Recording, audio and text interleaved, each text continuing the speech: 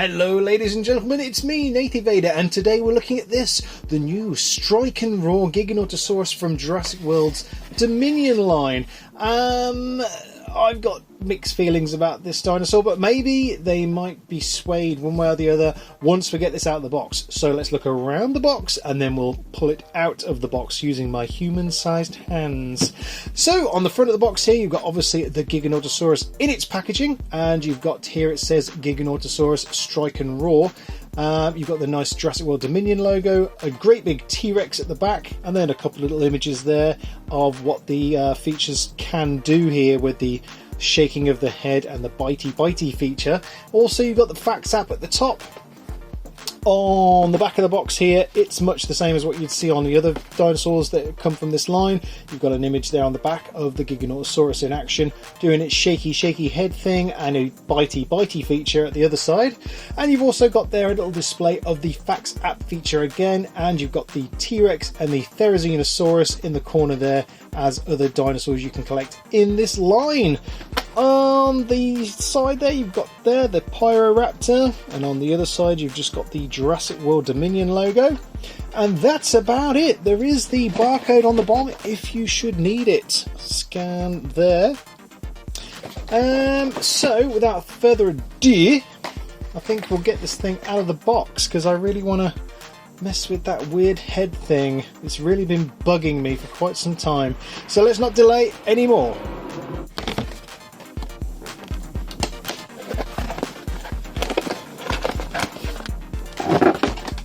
Okay, so once you get out of the box, you're left with this, and straight away my attention is drawn to the fact of how small this figure is. I'm presuming this thing's quite big in the film. I haven't seen anything else to get an idea of the scale, but I do seem to think this thing is too small. Secondly, when I'm holding it, it doesn't feel the best.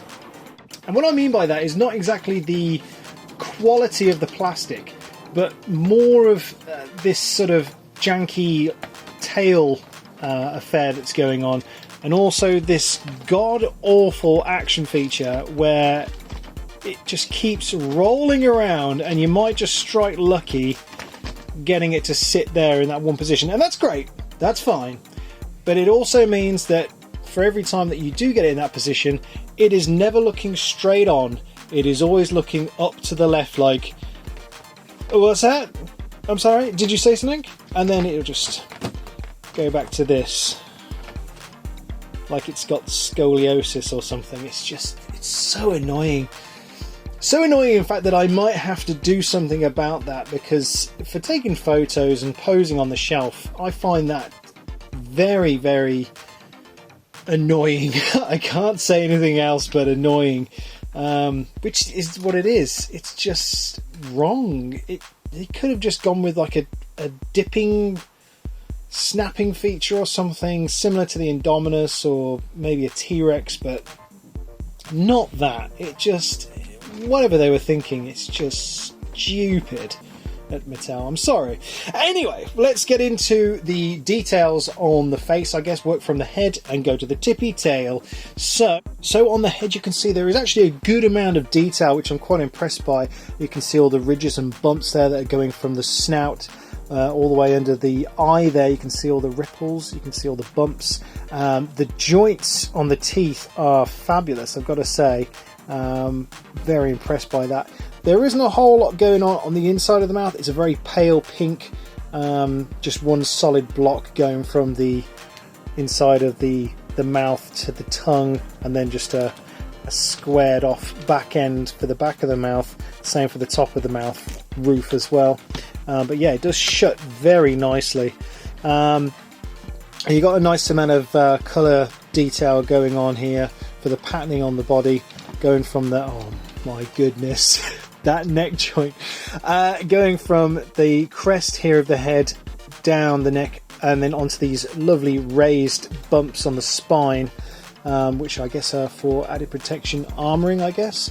Then you've got here the fax app thing, which is nicely hidden. If I spin that around, if you guys want to scan that, feel free. The patterns are fairly equal, both sides, looking at that. If I close that. The patterning has a nice equal affair going on both sides of the body, just across the top end of the legs there, and then carries on just probably shy of 4 to 6 inches to the back end of the tail.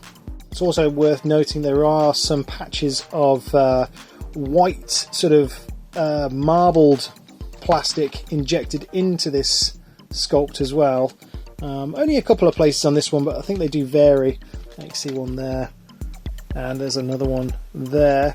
These do vary figure to figure. I guess it's an effect they're going for, but it's something that I'm not a fan of, to be honest. Moving on to the back of the tail as well, it does seem to be quite stubby. I don't know, it doesn't seem to finish quite right to me.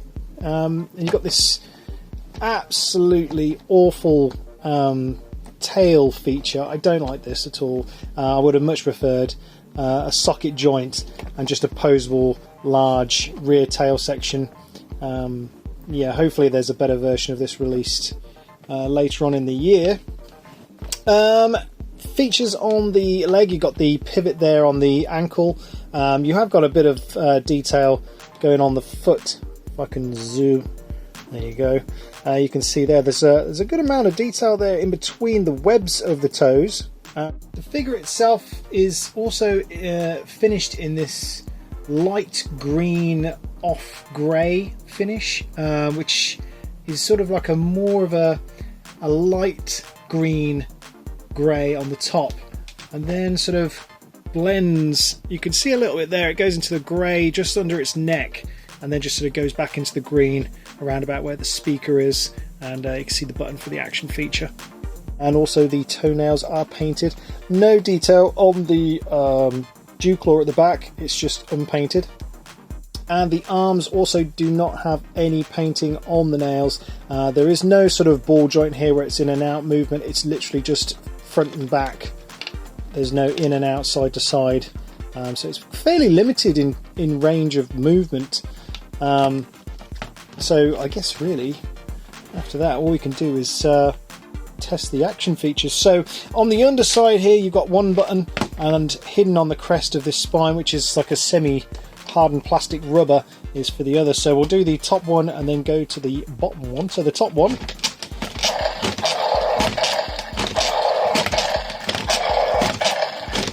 is this, it has this horrible thrashing movement, which I'm not a fan of. It's okay, I guess. But the second one on the underside, to me that does sound like a Godzilla roar from 1998.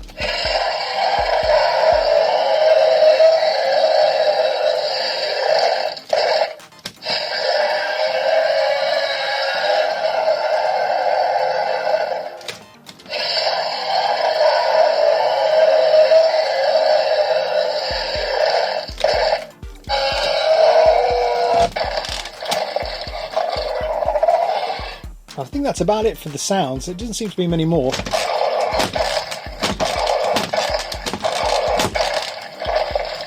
That's about it, really. Not much else there. So, yeah, I mean, there's not a lot else I can say about it, really. I suppose what I'll do is I'll get a tape measure out so you can see what we've got size-wise, just so you can see what I'm seeing. So this thing measures just under 22 inches long, and just about 8.5 inches tall, probably to the crest of the spine, which yeah, it is quite small. Okay, so to hand I've got a Legacy Collection Spinosaurus, and yes, it's I don't know, the scaling just seems off. I thought this guy was meant to be huge, but he's actually, yeah, he's actually smaller than the Spino, really, which is a bit odd. And here is an Owen Grady figure. Again, yeah, I mean, it's not a bad size comparison, I guess. I mean, yeah, I mean, it makes it look big compared to other dinosaurs, but I'm not sure. I still think it's a little bit small. I don't know. There you go. Yeah, I've kind of got mixed feelings about this thing. I really don't like this. This is just awful in my opinion, and I'm quite tempted to try and break this joint to make it pose how I want to make it pose, because I don't really care about the feature that it has or the electronic features. I just want to do it for the photos. So unless they're going to bring out something which has better articulation and say do away with the electronics to change the price point, that's fine. I can live with that. But this, I don't like this. I really don't like this, and I'm going to try. Ooh. No, I'm going to have to spend some time with this one alone, I think, in a quiet workshop and see what I can do. Anyway, tell me what you think. Did you like this figure?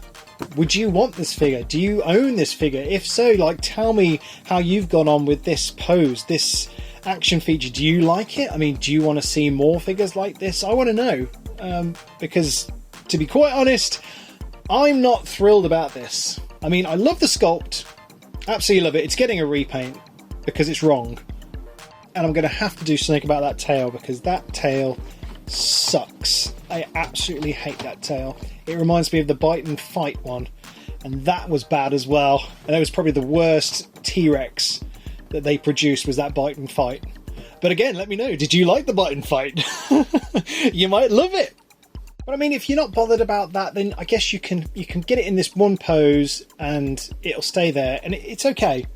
But for me, it's not okay, and I'm going to have to do something about it. Okay, I've got to admit, I couldn't wait any longer, so as soon as I finished recording that bit of the video, I immediately went downstairs and bust this thing in half, because I just couldn't stand messing with that neck feature thing any longer. So what I did was I had a look around for something I could use as a joint between this part of the body and this part of the body here, because it has to not only go up and down, but has to go side to side, you know, for movements of the neck.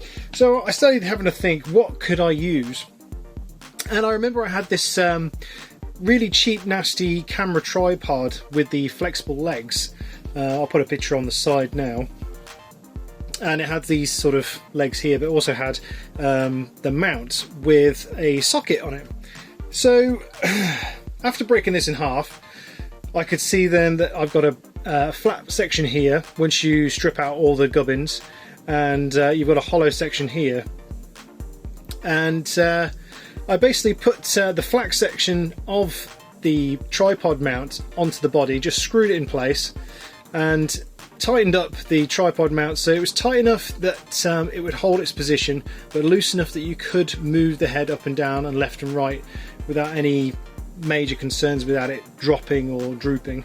The only thing I haven't done so far is actually finalised where this is going to be fixed in place on this side of the body. This side is already fixed, but in here it's sort of loose. So at the minute I can do up and down movements.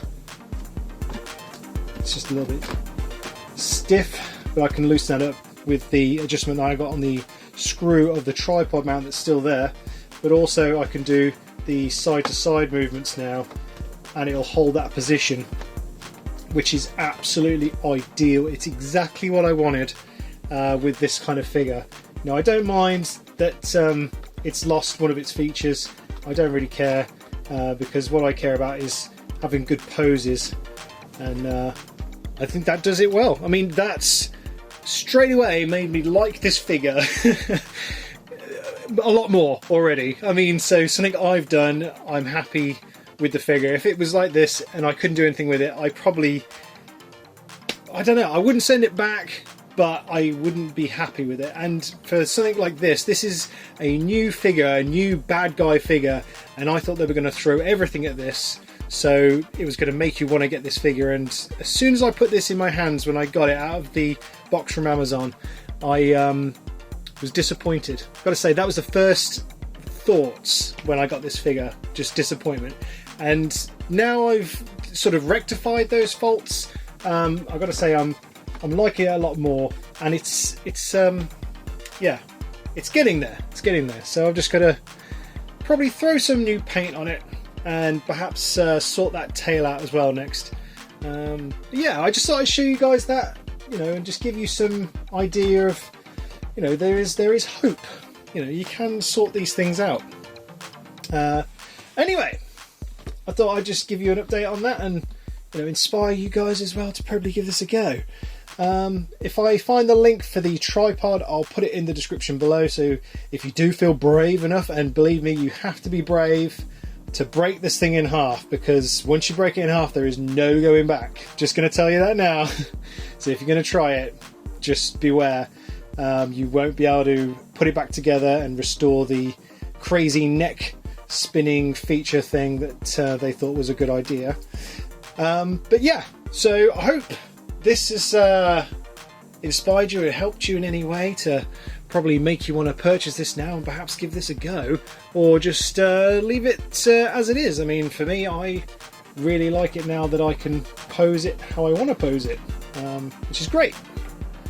Anyway, where was I? My name is Natey Vader. I post on Instagram and Twitter almost daily, and of course it's always Jurassic related. And I'll see you in the next video. Yes? Yes, oh, I like you a lot more now, don't I? Yes, yes, oh yes, yeah. Pretty.